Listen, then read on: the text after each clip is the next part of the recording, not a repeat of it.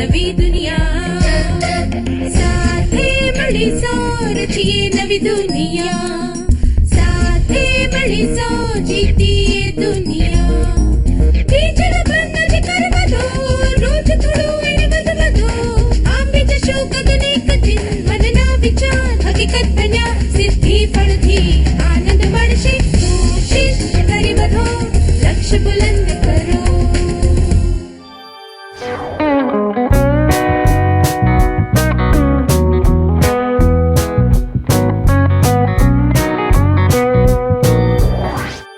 નમસ્તે વિદ્યાર્થીઓ, તમને બધાને મળીને ખૂબ આનંદ થયો. પાછલા સત્રમાં આપણે સંપૂર્ણતાના લક્ષણો અને પડકારો વિશે શીખ્યા હતા. હવે આપણે કેટલીક રીતોની બાબતમાં શીખીશું જેની મદદથી આપણે સંપૂર્ણતાથી કામ કરી શકીએ. તમારી વાર્ષિક પરીક્ષા આવવાની છે. આગલા વર્ગમાં જવા માટે પરીક્ષામાં પાસ થવું જરૂરી છે. પરીક્ષાની સંપૂર્ણ તૈયારી કરવા માટે તમે શું કરશો? શું તમે 5-5 લોકોનું જૂથ બનાવી ચર્ચા કરશો અને યાદી બનાવશો કે તૈયારી કેવી રીતે કરવી જોઈએ?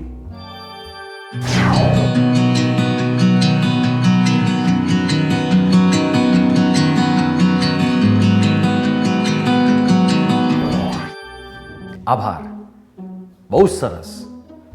તો આવો જોઈએ કે પરીક્ષાની તૈયારી કરવા માટે શું કરવું જોઈએ.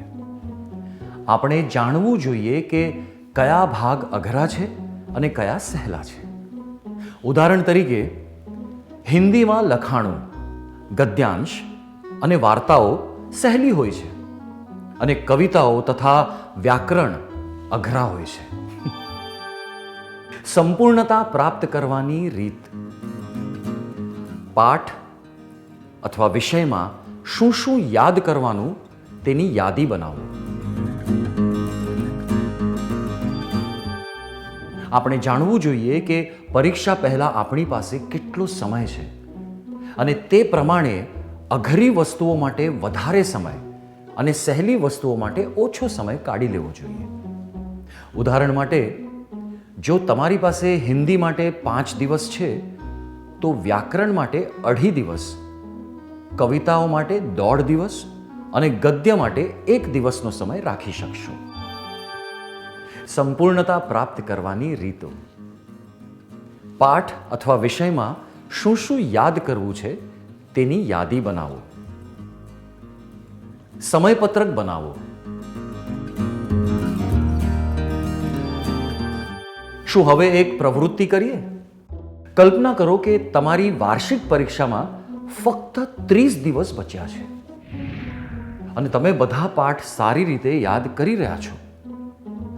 આવી વાતોને ધ્યાનમાં રાખીને એક યાદી અને સમયપત્રક બનાવો.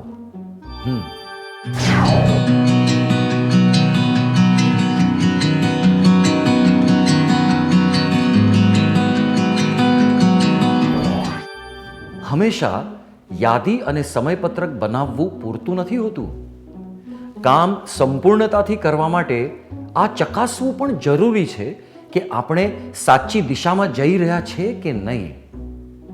ઉદાહરણ માટે, જો આપણે ગદ્ય અથવા લખાણ માટે 1 દિવસ રાખ્યો છે તો આપણે આ જોવાનું છે કે આપણે તે ભાગ 1 દિવસમાં ભણી લીધો છે કે પછી વધારે સમય લીધો છે. સંપૂર્ણતા પ્રાપ્ત કરવાની રીતો: પાઠ અથવા વિષયમાં શું શું યાદ કરવાનું છે તેની યાદી બનાવો. સમયપત્રક બનાવો અને એ ચકાસતા રહો કે તમારી યોજના બરાબર છે કે નહીં. ક્યારેક આપણે યોજના પ્રમાણે કામ શરૂ કરી દઈએ છીએ, પણ કામ કરતી વખતે આપણને કેટલીક ભૂલો નજરમાં આવી શકે છે અને પછી પરિસ્થિતિ બદલાઈ શકે છે. એટલા માટે યોજનાને પરિસ્થિતિ પ્રમાણે બદલવા અને તેનું પાલન કરવાથી આપણે સંપૂર્ણ તૈયારી કરી શકીશું.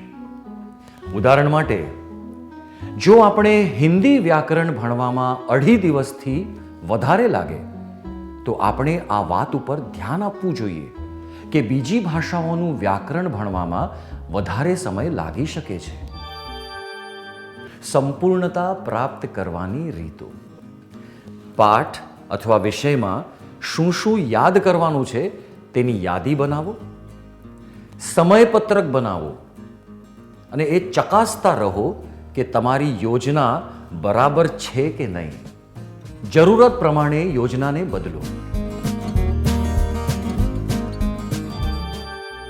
શું આપણે વધુ એક પ્રવૃત્તિ કરીએ?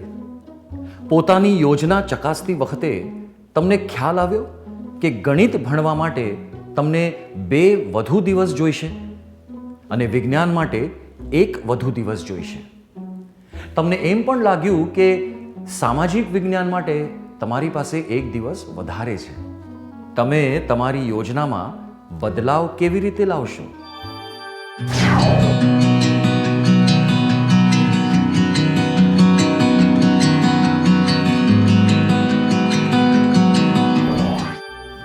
બહુ સરસ.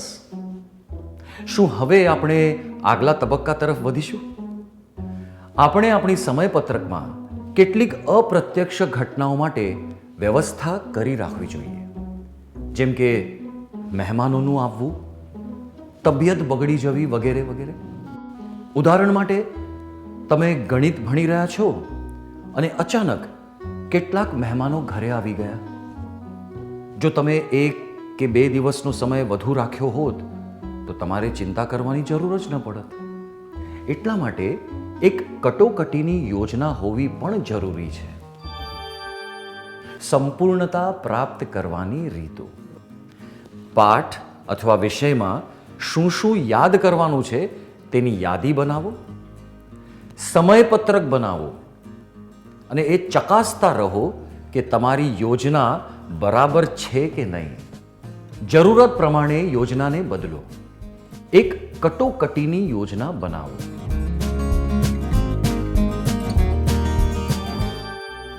પરીક્ષા પછી આપણે સમયપત્રકને ફરીથી જોવું જોઈએ અને એ વાત ઉપર ધ્યાન આપવું જોઈએ કે આપણી યોજનાની સારી અને ખરાબ વાતો કઈ હતી.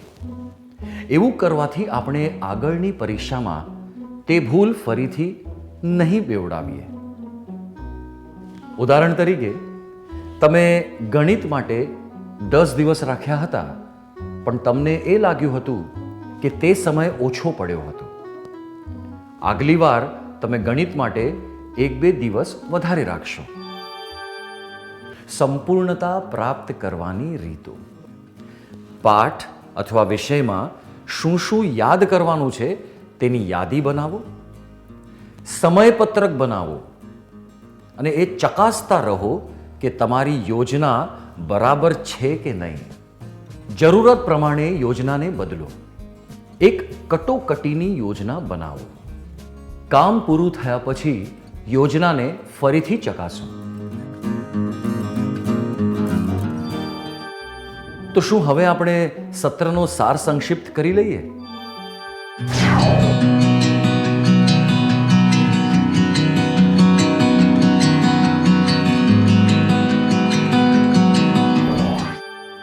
સંપૂર્ણતા પ્રાપ્ત કરવાની રીતો. પાઠ અથવા વિષયમાં શું શું યાદ કરવાનું છે તેની યાદી બનાવો, સમયપત્રક બનાવો. તે ચકાસતા રહો કે તમારી યોજના બરાબર છે કે નહીં. જરૂરત પ્રમાણે યોજનાને બદલો. એક કટોકટીની યોજના બનાવો. કામ પૂરું થયા પછી યોજનાને ફરીથી ચકાસો. સારી રીતે સાર સંક્ષિપ્ત કરવા માટે આભાર. આપણે અત્યાર સુધી જે પણ શીખ્યા તેને યાદ રાખવા માટે શું થોડું ઘરકામ કરી લઈશું?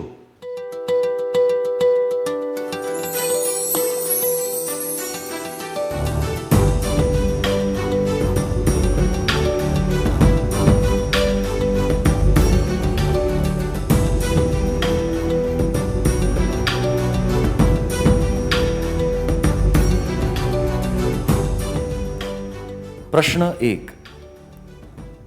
તમે રજાઓમાં તમારા પરિવારની સાથે 10 દિવસ માટે બહાર ફરવા જઈ રહ્યા છો. તે માટે તમને તૈયારી કરવાનું કહેવામાં આવ્યું છે. તમે સૌથી પહેલાં શું કરશો? જવાબ: 1. હું મારા કપડાં એક પેટીમાં ગોઠવીશ. જવાબ 2. હું ખુશ થઈને તે વિશે હું મારા મિત્રોને જણાવીશ. જવાબ 3. હું એક યાદી બનાવીશ કે શું શું કામ કરવાના છે.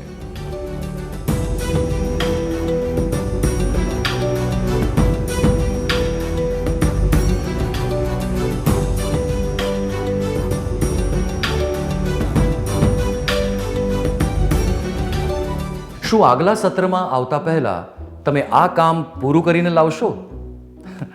તો ત્યાં સુધી આવજો.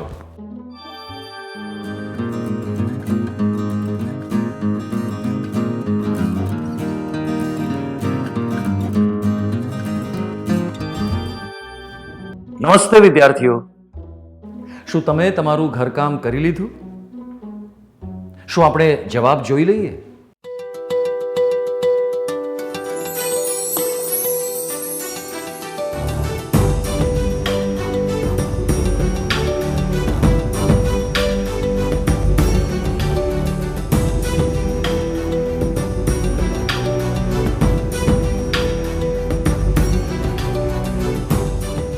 પ્રશ્ન 1 માટે તમે રજાઓમાં તમારા પરિવારની સાથે 10 દિવસ માટે બહાર ફરવા જઈ રહ્યા છો.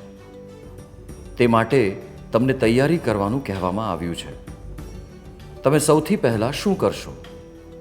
પહેલો જવાબ: હું ખુશ થઈને તે વિશે હું મારા મિત્રોને જણાવીશ અયોગ્ય છે, કારણ કે તેમાં કોઈ પણ પ્રકારની તૈયારીની વાત નથી, જે સંપૂર્ણતા માટે જરૂરી છે. તમે કોઈ પણ કામ વિશે ફક્ત વાત કરવાથી કોઈ કામ પૂરું થતું નથી. આ જવાબ હું મારા કપડાં એક પેટીમાં ગોઠવીશ એ પણ અયોગ્ય છે, કારણ કે આ તૈયારીનો ફક્ત એક ભાગ છે. એવું કરવાથી કામ સંપૂર્ણ નહીં થાય. હું એક યાદી બનાવીશ કે શું શું કામ કરવાના છે. આ જવાબ યોગ્ય છે, કારણ કે સૌથી પહેલું ડગલું છે એક યાદી બનાવવી, અને તે સંપૂર્ણતાની નિશાની છે. તમે કયો જવાબ પસંદ કર્યો હતો?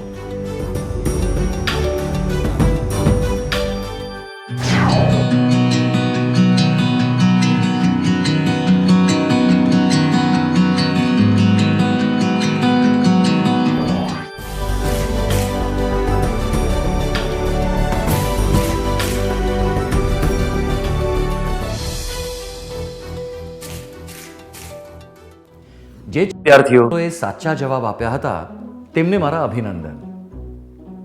શરૂઆતથી લઈને છેવટ સુધી દ્રઢતાથી લાગી રહેવું જોઈએ. કોઈ સારા કામ અને કોઈ ઉત્કૃષ્ટ અથવા ઉત્તમ કામની વચમાં જે અંતર છે તે છે નાની નાની વાતો ઉપર ધ્યાન આપવું. જેમ કે અહીં કહેવામાં આવ્યું છે, કાર્ય ઉત્તમ ત્યારે થાય છે જ્યારે તે સંપૂર્ણતાથી પૂરું કરવામાં આવે છે. આપણે પણ પોતાના જીવનમાં ફક્ત ઈચ્છા નહીં, પરંતુ ઉત્તમ કામ કરવાનો પ્રયત્ન કરવો જોઈએ. બરાબર ને? તો આવો આગલા સત્ર તરફ વધીએ છીએ.